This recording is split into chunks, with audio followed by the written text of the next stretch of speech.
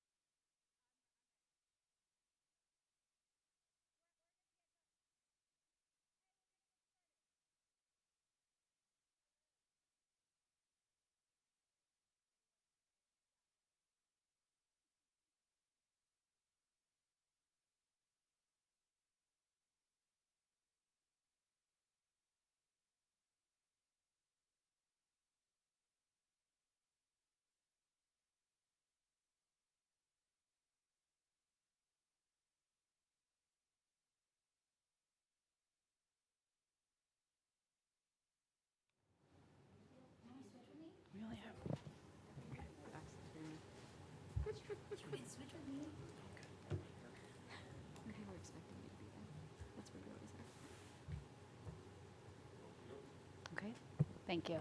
Hello and welcome to the Board of Education meeting of October 21st, 2025. Let's rise for the Pledge of Allegiance. I pledge allegiance to the flag of the United States of America and to the republic for which it stands, one nation, under God, indivisible, with liberty and justice for all.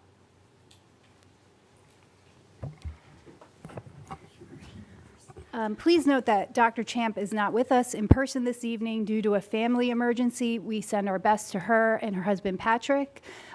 Trustee Dara Gordon is joining us remotely this evening due to work-related travel. We did not have an executive session tonight, so we can move directly to my remarks. I hope many of you were able to enjoy homecoming activities last week.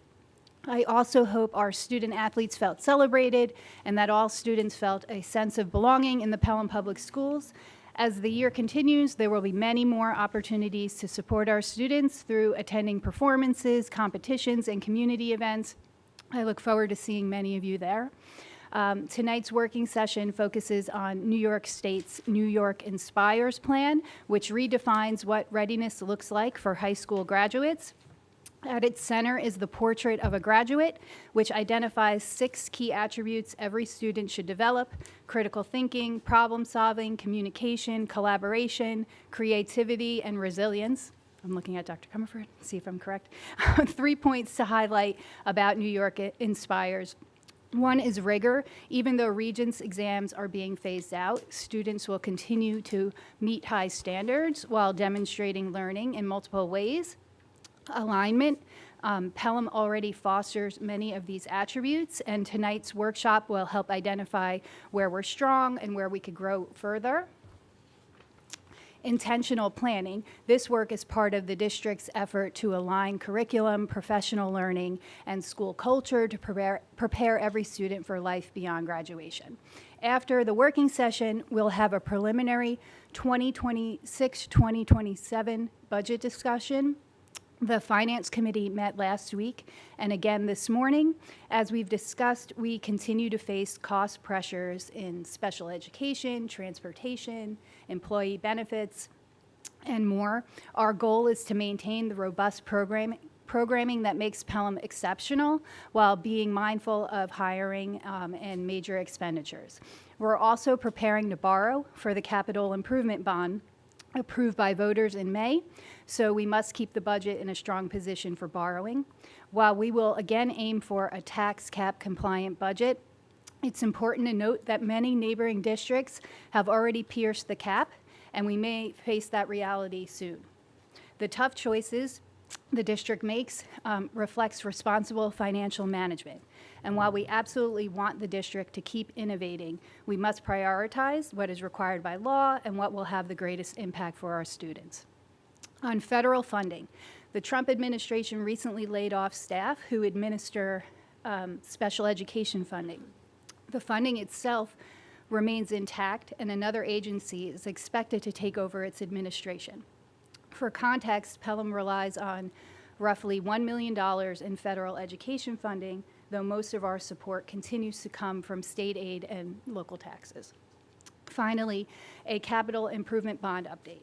As a reminder, we hold monthly bond steering committee meetings, review recommendations at subsequent board meetings, and include written updates in the board wrap-up. Last week, the committee met with Rick Gansey from Capital Market Advisors to design borrowing that secures the best terms for Pelham and takes advantage of upcoming debt drop-offs.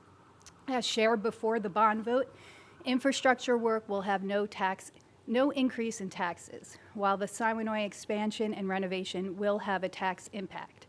Building aid is currently at 51.5% or so for eligible portions of the bond projects.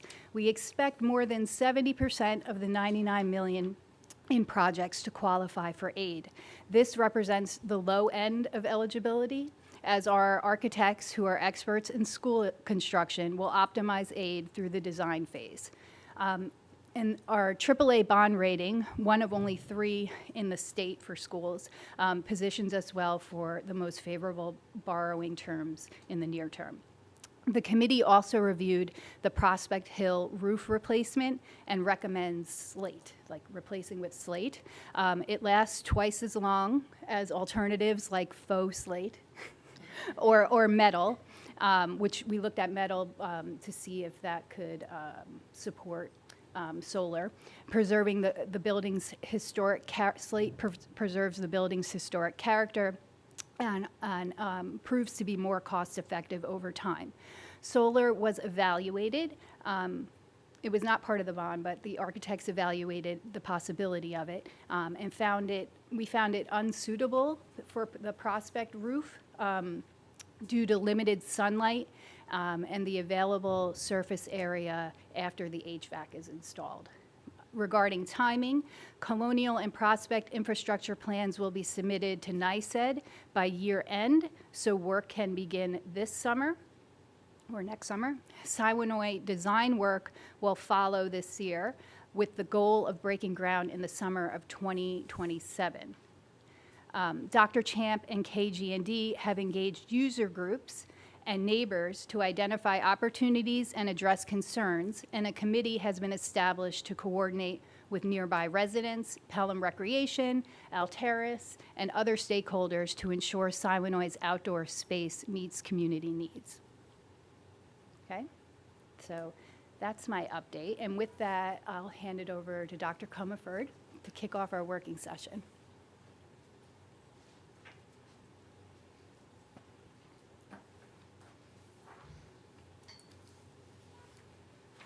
So good evening, everyone. Thank you so much for joining us this evening. A special thank you to the Board of Education for engaging in this important shared learning and exploration of the Portrait of a Graduate that New York State Education Department finalized this August. And I also want to give a special thank you and shout out to our curriculum team of administrators who is joining us this evening to help us think through the Portrait of a Graduate and how we are already fostering these attributes in Pelham and what these changes might mean for us, as well as thinking forward and beginning to think about strategic planning in terms of phasing in the new graduation measurements long-term here in Pelham. So thank you so much to Dr. Thomas Callahan, who's our Director of Science and Math here in Pelham, to Dr. Short, newly doctor. Let's give a congratulations to Suzanne Short, who just last month graduated from her doctoral program, and now we can refer to as Dr. Short, who is the Director of Humanities, K-12 Humanities here in Pelham. And of course, John Sabalas, our Director of Technology. Thank you all so much for being here and joining us this evening. And of course, Superintendent's Cabinet, we're grateful to you too. So New York Inspires Portrait of a Graduate is the framework that New York State Education Department has finalized to guide the work of schools throughout New York State. And tonight we'll dive a little bit into the Portrait of a Graduate. Over the past few years, the New York State Education Department and the Board of Regents have been engaged in a major effort to rethink what a New York State high school diploma should truly represent. This work began in 2019 with the launch of the Graduation Measures Initiative, a statewide conversation that involved educators, students, families, higher education, and business leaders. The core question guiding the initiative has been, what knowledge, skills, mindsets, and attributes should every graduate possess to succeed not only in college and career, but also in civic life and in service? Importantly, this is a full K-12 initiative. This is not just a high school reform. The goal is to align what we value for our graduates with the experiences we provide all the way from kindergarten through 12th grade. The resulting Portrait of a Graduate is meant to serve as a unifying vision, shaping how we think about teaching, learning, assessment, and student pathways at every level of a student's journey. It's less of a checklist of requirements and more of a shared vision of the kind of learners and citizens we want to cultivate. New York State Education Department and the Board of Regents engaged in research and also stakeholder engagement. This included regional and in-person virtual meetings, public forums, thought exchange surveys, ambassador forums with thousands of participants. And at the same time, the department reviewed research, comparable efforts from other states and large school districts, and its own data regarding student outcomes. The recommendation by the Blue Ribbon Commission in November 2023, the Blue Ribbon Commission on Graduation Measures delivered a set of 12 recommendations designed to advance equity and curricular alignment with student readiness. The policy framework represented in New York's Inspires plan was released in 2024, and NYSET unveiled the plan to transform education in New York State, which laid out 4 key transformations with a phased-in approach. And those 4 key changes are a shift towards the new framework of the Portrait of a Graduate, and that is the work we're doing tonight, is focusing on that piece, that phase. The portrait defines the competencies and attributes that all students should develop before they graduate high school in New York State. Another major change will be to sunset and decouple traditional diploma assessments and requirements. This represents moving away from the idea that a Regents examination and Regents examinations alone define mastery and readiness. Instead, multiple measures of learning and growth can be valued, giving schools more flexibility to show what students know and can do. Another important shift, New York will move to a single diploma rather than multiple diploma types. Students can earn endorsements or seals, for example, Seal of Civic Readiness, as we are all familiar with, or STEM, but the core diploma will represent a consistent statewide standard of achievement. And altogether, these changes signal a move towards a more inclusive, holistic definition of success that values both academic mastery and also broader life skills. So if we look at what is similar and what will change, the philosophy around it will shift from standardized one-size-fits-all assessments and requirements to a more Portrait of a Graduate framework, more personalized experience for students that takes into account their passions, their interests, their strengths, and their pathways. We'll also transfer from a strictly time-based acquisition of credits to a more proficiency-based, credit earned by demonstrating mastery, not just seat time, not just number of minutes in seats. The way students can show learning will be, currently it's primarily through coursework and tests, and we have the opportunity to vary experiences for students, capstone, project-based, et cetera, where students can prove mastery and showcase their learning in different ways. Finally, but the diploma assessment right now, as we all, I think, know, there's a requirement in New York State to pass 4 commencement Regents examinations plus another, so English, math, social studies, science, plus an extra pathway to earn a diploma plus 22 credits for graduation. And this new plan will sunset this decoupling, will sunset and decouple the diploma assessments, and the exams will not be required for graduation, but they will remain an option, right? They will remain an option for students who would like to demonstrate their proficiency in that way. And all of this will be part of a very large plan that will phase in over years, where stakeholder engagement, internal work will decide what do the graduation measurements for Pelham look like according to the state, in alignment with the state. And then finally, the multiple diploma types that exist currently will phase out, and there will be one single diploma. There's questions. Every educator has questions about what this means and what this means for all students, and we await guidance from the state to explain further on all of that. Every time Trace and I are meeting, we ask the question, what does that mean? And what does it mean for alternatively assessed students? And what does it mean? We don't have the answers yet. So and then the idea with that is one single diploma with the optional endorsements that a student can earn. So the good news is that once the state started putting out their information on this measures and the graduation measures, we started talking and thinking deeply about how does this align with our own mission and vision strategic plan. And the good news is it's in great alignment, and we'll talk a lot about that tonight. So, the Portrait of a Graduate aligns closely with Pelham's own mission and vision. It reinforces our belief that education is about developing the whole child, balancing academic rigor with social emotional well-being. Our strategic plan already reflects many of these same priorities. We strive to integrate diversity, creativity, and service into what we define as excellence, emphasizing that success in Pelham continues to include strong academic results, and that it is also about nurturing students who think critically, act with purpose, and lead with empathy. Finally, this alignment positions us to prepare students to adapt, collaborate, and lead ethically in an ever-changing world. The portrait helps make that commitment explicit, serving as both a vision and a roadmap for how we will continue to grow as a district. And so as part of the first phase of this, which is fall of 2025, we begin our implementation plan, which begins with our communication plan. And so we engaged in shared learning around New York Inspires and the Portrait of a Graduate starting last year with our district administrators.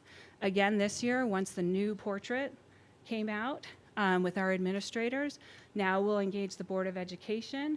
We will continue to engage our committees, review the portrait in our committee work, in our faculty, with our full faculty and staff, and eventually down with all of our community and family members. And so we will begin this work and share this learning throughout our whole organization as we all begin to unpack and understand the different graduation measures. And so tonight, this group, our work session, will focus on the portrait of a graduate, the 6 attributes that New York State has decided every high school graduate in New York State will foster to show that they are ready for the future. So tonight the Board of Education, our curriculum leaders, and our district leaders will engage in conversations and discussions about each of these attributes. And they're also going to have discussions and start brainstorming how are we already fostering these attributes in our students in our K-12 system. And then we will end our work session with brainstorming how we can expand and how we can improve and grow the cultivation of these attributes in all of our students K-12. And that work session will last approximately 35 minutes because we'll be engaging in shared learning and also in table discussions. The microphones will be off for the discussions for the time of our work session. The cameras will still be on. It's still a public session, and we still certainly welcome an audience here in the room. And then once the discussions, that work session part is over, we will turn the microphones back on and commence our board meeting as usual. So we'll begin our work, I think.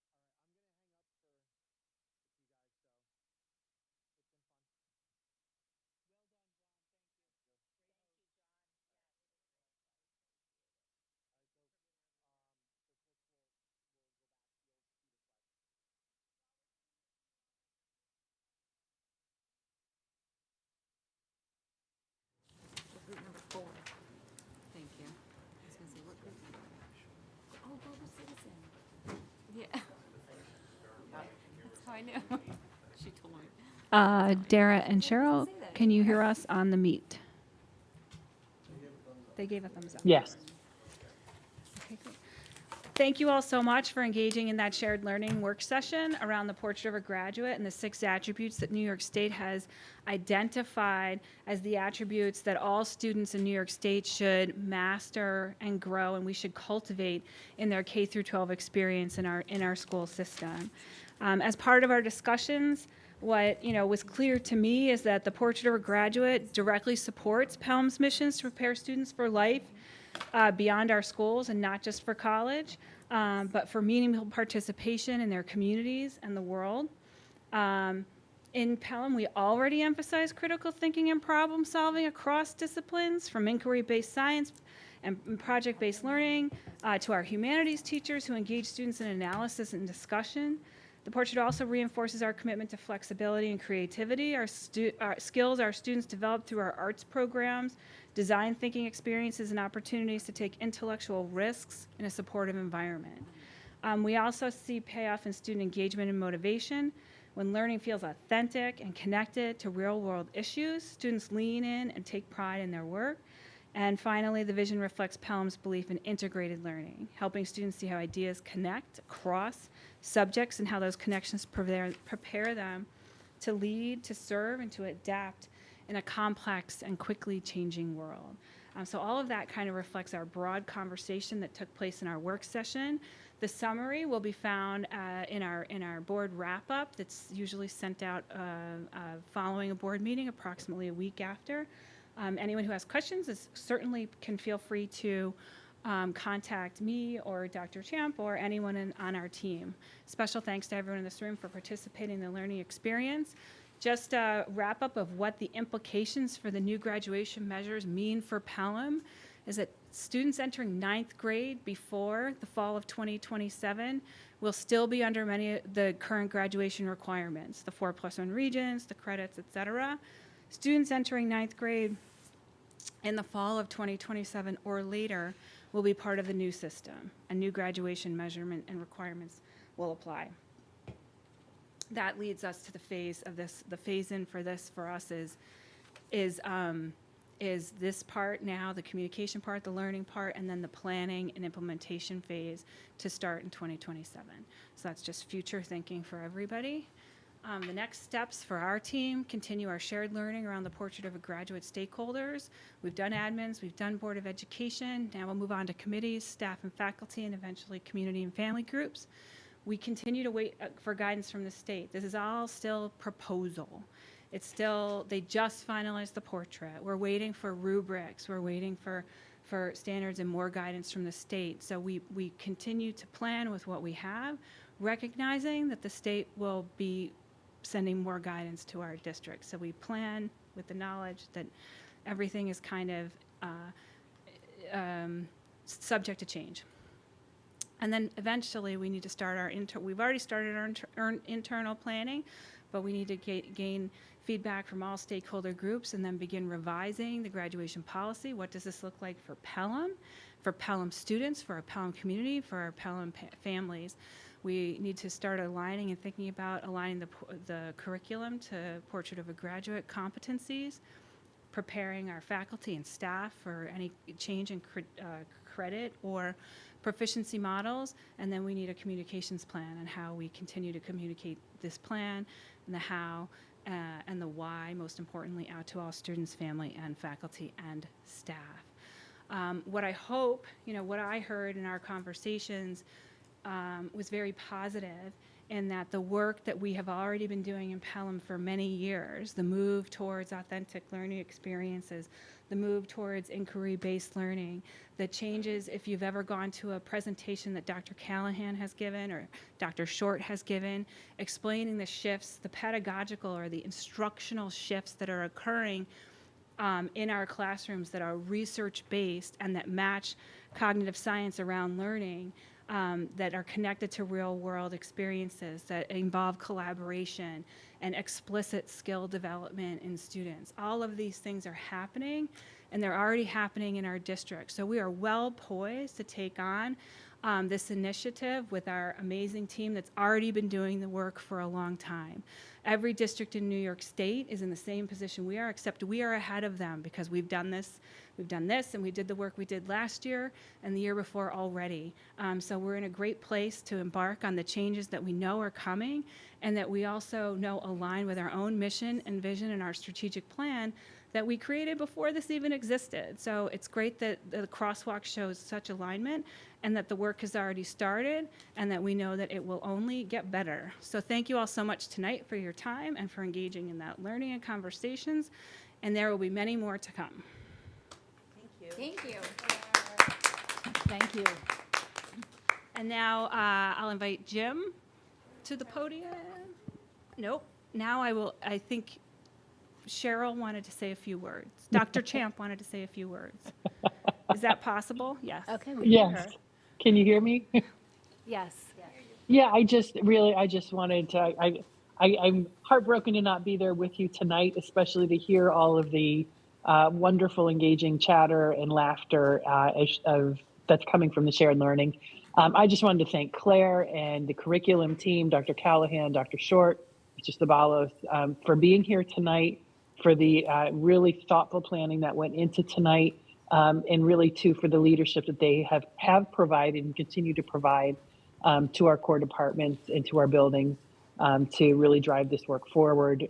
They have incredible visions within their departments, and those all, as Claire has illustrated so beautifully, really align with Pelham's vision. Who we are is only going to continue to move forward and be better as a result of the opportunity to use this transformation that's coming from the Profile of a Graduate and the New York Inspires initiative to really help us take those next steps that we've been building the foundation for over the last 5 to 10 years. So thank you to them for their leadership and their work tonight.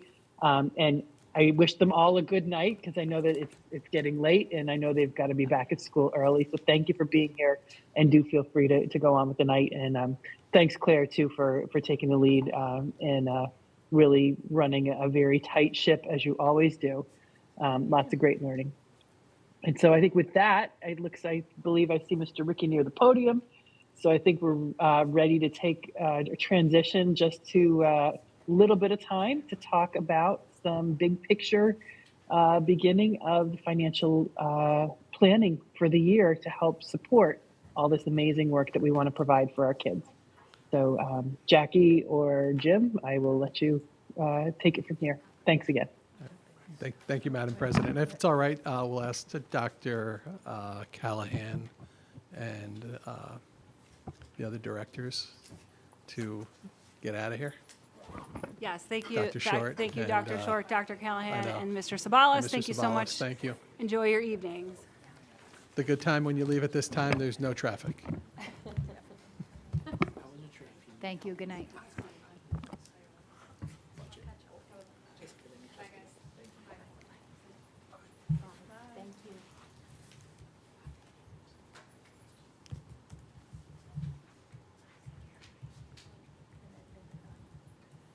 So the last, yes. I'm sorry, Jim. I just want to thank the team and thank Dr. Comerford for your hard work. I really enjoyed this process, so I just want to let you know, just as a board member, I appreciate being a part of it and know that a lot of work has gone into this and will be going into it. I can tell. So thank you.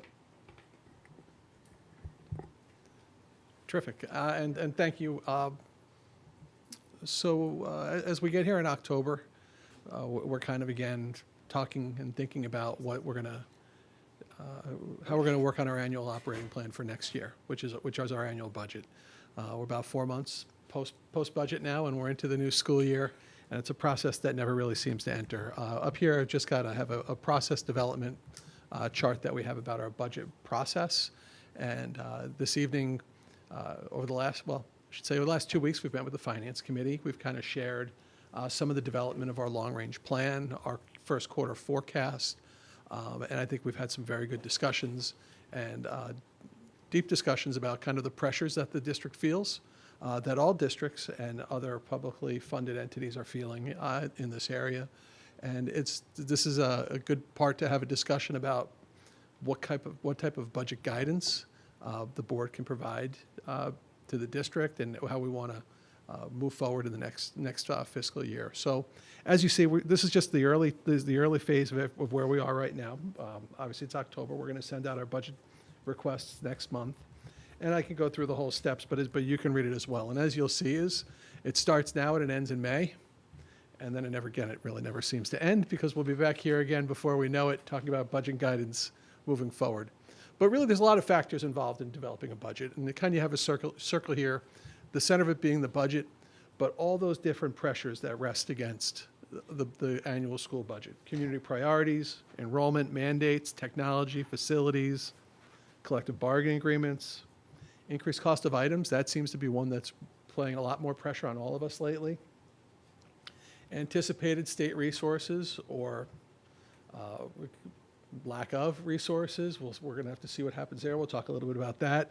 The New York State property tax, the use of our district reserves, our instructional goals, and again, that plays into the first part of our meeting this evening, and how we want to achieve the goal and the mission of our district, and that vision. When we look at our economic status and our outlook, this is kind of where we are. 2008 does seem like a long time ago now, which is kind of nice, because the Great Recession time period was not a fun time period. But that's when we saw that there was some real rescissions in state aid. We ended up getting that back. It was finally phased in back in 2023, 24. So not that we were ever fully funded, but this brought us up to full funding. And now we got ourselves in the 25, 26 and pushing out to 29, 30. So where are we now? We're getting some early warnings that we should not anticipate additional state aid for next year.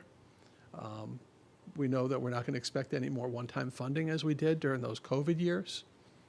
Will there be an economic downturn? We hear a lot of conflicting stories. How far will interest rates drop? We know interest rates were very low for a long time, then they went up. Now we hear a lot about it in the news. So are they going to go down? They need to go down. They didn't go down enough. They're not going down fast enough. So we're hearing a lot about that. This week we have a CPI number that's going to come out, so that'll probably play a little bit into the Fed's thinking of interest rates. And that goes into inflation. I was looking for coffee this weekend. The bag that used to be $15 is $20. And I think we're all seeing that. So it's, whether it's inflation's 2 or 3%, $15 to $20 is a lot more than 3%. And I think we're all feeling that and seeing that in different ways, and modifying our behaviors in different ways. What does our enrollment look like? Because again, we're a public school. We educate the kids that come to us. Back to state financing. You had the big, beautiful bill. We're not really sure what that final implication is going to be on that state aid. We know, obviously, there's a shutdown at the federal level right now. How long will that last, and what will the final implication be for our states? Some early words we're hearing is that if the state has less money from the federal government, they're going to have to reallocate internal resources. So not that we're hearing that the state is in bad shape, I think, but we're hearing that they're going to have to think about how they're going to pay their bills, and how they're going to support other entities. And then what's the impact on the global economy? Tariffs, what are we seeing? So there's a lot of different factors out there that we're all going to be impacted by, that we just don't have a lot of control over, but we have to be aware of.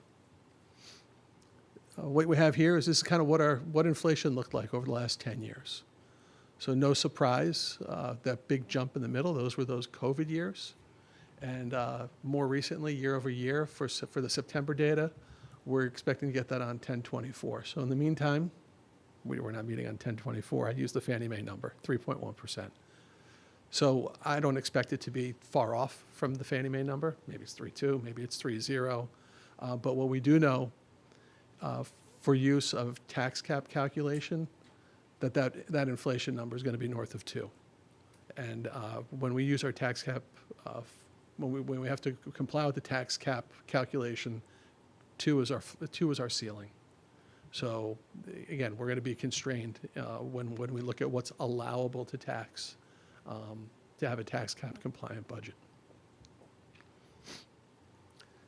What you see here is this is kind of our student enrollment over 10 years, fairly stable. And I don't think that's really a big surprise to any of us. You see fluctuations year to year, but just kind of visually give you an understanding of where we stand year to year.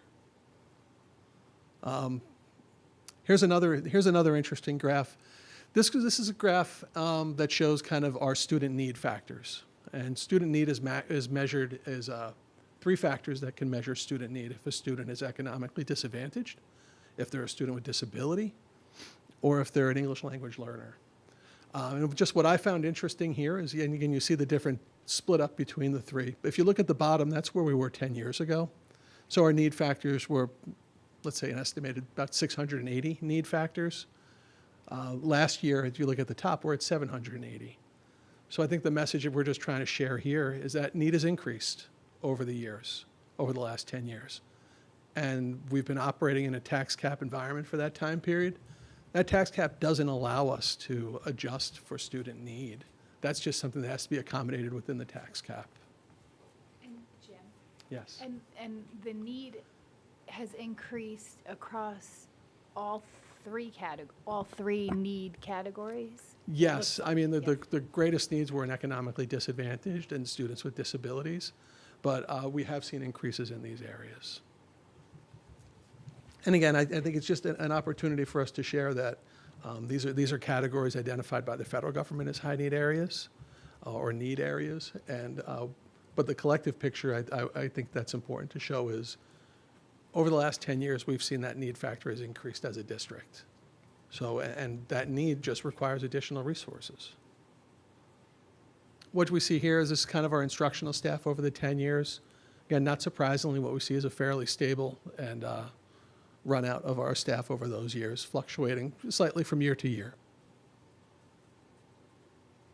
This one, this is a long chart. There's a lot of information here. And again, this is all information just to kind of give us share some of the discussion points that the Finance Committee had. What you see here is these are all school districts' average cost per student. And it's just meant to kind of give everybody a flavor of what it looks like. Simple, it just came out of our budget book, so it's a document that we have. In the green, you'll see kind of where Pelham ranks and where our surrounding districts are. And on the right, you'll see the average out of all of those school districts that are part of that grouping. So I think, again, the message that's important to see here is we're not the highest, we're not the lowest. We're right in the grouping with our fellow districts. And some years we may be higher, and some years we may be lower, but we're not an outlier. Again, looking at our major cost categories over that 10-year factory, 10-year time period, these are our salaries as they've increased over the years. Upward sloping, you see there's some flat years where some years there weren't increases or very small increases, especially during the COVID years. Transportation. So 10 years ago, we were spending less than $1 million in transportation. We're over $2 million a year now. And these are not optional costs when we talk about having to transport students. Some of it maybe you may consider optional with athletics, but then other people may say athletics is not an option. But these are all costs that play a role in how we operate our budget. Jim, so transportation means not just students that we're transporting for sporting events, but also Yes. So transportation is it just students we're transporting for sports events, or is it also both. transportation that we're giving students that are not attending Pelham schools? It would be both. Okay. Here's a look at our special education costs over the last 10 years. Again, as you can see, the trends that you have there. Our medical insurance, we were pretty good for a while. The last 2 or 3 years, it's really ticked up. Again, I don't think folks who are in business and people who pay for their insurance, these are big surprises. I think these are kind of these types of things that we've all seen in our own businesses or in our own lives. And then as we look at the budget, we've got key dates. So again, we're gonna send out that. If we're gonna take your guidance from us, we're gonna take your guidance. We'll send out our budget materials to our departments. They'll have everyone have a Merry Christmas. They'll give us their budget submissions before they go away for the holidays. And then we go and we do our work for the January-February time period. Superintendent will present the budget at the second meeting in February. And then we'll go through the board's normal budget process that we have. And we'll have other discussions as we go along the way. Hopefully in that time period, we'll learn a little bit more about what's happening at the state level, at the federal level, and how that's going to impact the state. How long the shutdown lasts, again, we don't know. We talked a little bit earlier about the IDEA funds. We just got our monies from last year, so there's some time to figure that out. They're on a different cycle. But those are all the things that are kind of playing into the development of budget. And what we do is we work on a long-range plan. Every year, we work on a 5-year long-range plan. We work on different assumptions that we have out there. What's our healthcare assumptions? What's going to be our interest rate assumptions for revenue? What do our collective bargaining agreements look like? And with the finance committee, we share those assumptions. Some assumptions are challenged. There's discussions, they're changed, and then we can see what those impacts are.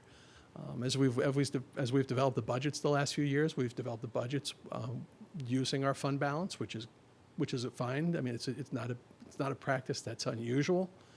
Over the last few years, we have drawn down some of that fund balance, though. Right now, our first quarter forecast is showing about $1 million drawdown of fund balance at year end. It's better than budget, but it still turns into a fund balance drawdown. So these are things that we have to be mindful of, especially as we work on our capital plan. We're going to have to go out to the capital markets, and we want to make sure we paint ourselves in a positive financial light. So again, I think what we do is kind of setting the table a little bit for this budget discussion, for this guidance discussion. We talked about all of these things that are out there, the pressures that we see, opportunities that we may see, and then we just have an open discussion. You know, we talked last week. Board said, the finance committee member said, okay, come back to us again, kind of give us a different look, give us more information. So some of these graphs that we shared today just represent some of that additional information that the committee looked for. And with that, I can kind of step back a little bit and kind of share, listen to you and see what your thoughts are, and see where we go from there.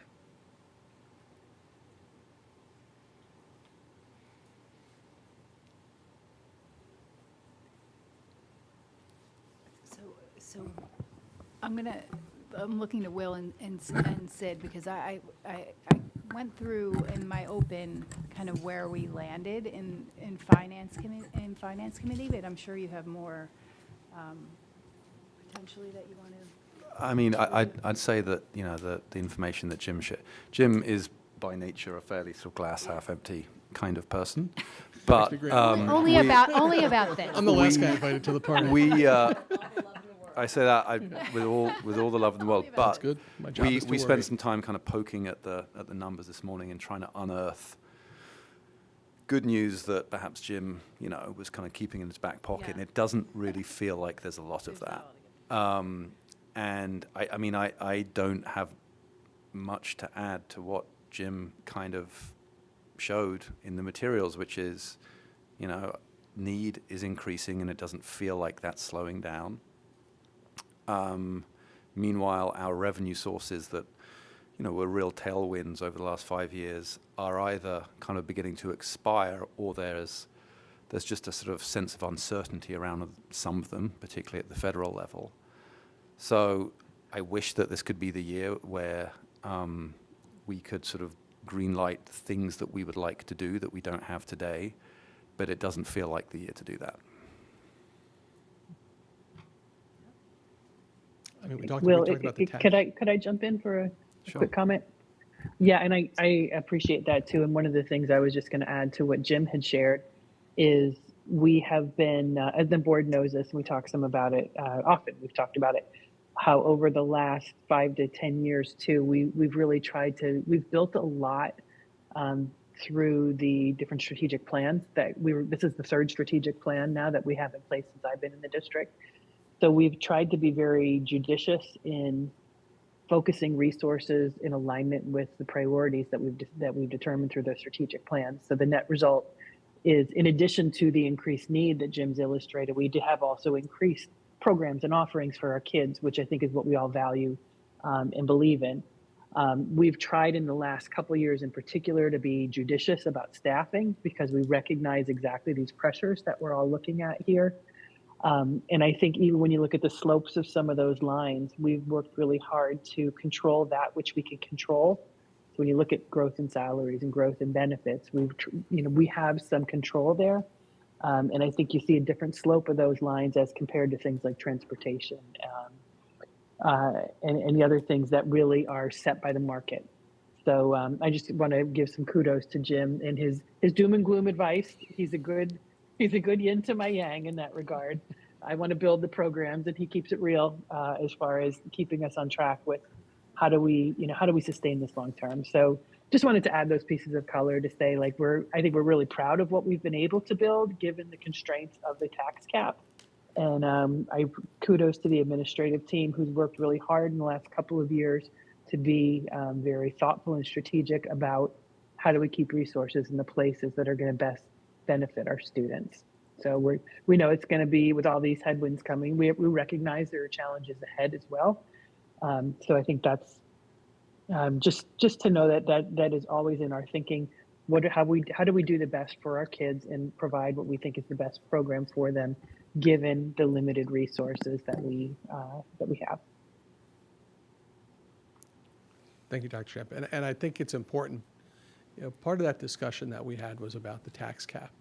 And as I mentioned, it's kind of, tax cap is, CPI or 2%, whichever is less. So if we go back to that screen that I showed where we were, when we had CPI of 1% or 1.5%, that was our factor. But when we had CPI of 7%, 2% was our factor. So we were kind of held back by that, but certainly our delivery of services and what we're required to provide, those things are not held back. You go back and you look at the need factors. There's no normalization or adjustment to the tax cap that allows you to get a gimme or an exception or something where you can skip on that. So it adds pressure, and that's just part of how you have to do this. And I think we've talked about all institutions, publicly funded institutions bound by the tax cap. Eventually we're going to find ourselves at a place where you have to have a serious discussion about breaking a cap. I think as part of that discussion, I don't think there's a decision to do that at this point as we were coming forward as a committee, right? Right. So we want to try not to do that this coming budget cycle. Right. But the one thing, and you mentioned this earlier, if something happens due to the sort of the instability in the state budget, if something happens where the state budget gets cut and that trickles down to the school district, that could change what needs to happen. Mm-hmm. And I talk to counterparts, and I know Dr. Champ does as well, and I'm sure you'd probably talk to school board counterparts. Other districts are doing that already. They have done that already, talked about breaking that cap. Yeah. And that's something that they've done, and that I think that's not a this year. That's not a this year issue, but eventually I think it's something that will happen to most institutions. And if I may add to that, I think it's not just that some districts are, piercing the cap in, this year or even maybe last year. But, some have had to take really evasive action and go into some pretty sort of painful austerity measures, reducing headcount, fairly dramatically. And we don't want to do that either. So I think what we're trying to do is defer a tax cap, sort of, whatever the word is, Override pierce, it, right. for as long as we can, Yep. reasonably, without getting into a position where we have to take sort of evasive action and do things that are going to be very problematic to the day-to-day operations of the schools. Yeah. Right. We want to maintain our wonderful programming. And that was part of the committee discussion as well.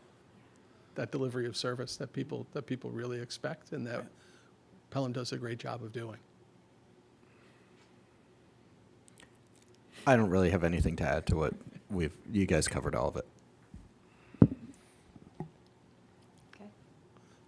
So guys, the overall discussion and the guidance was really let's be tax cap compliant, Correct. and let's do our best to preserve program, and steady as she goes. But Yep. really look for those opportunities where we can find them, obviously, but be very judicious in our approach as we move forward towards building an annual plan.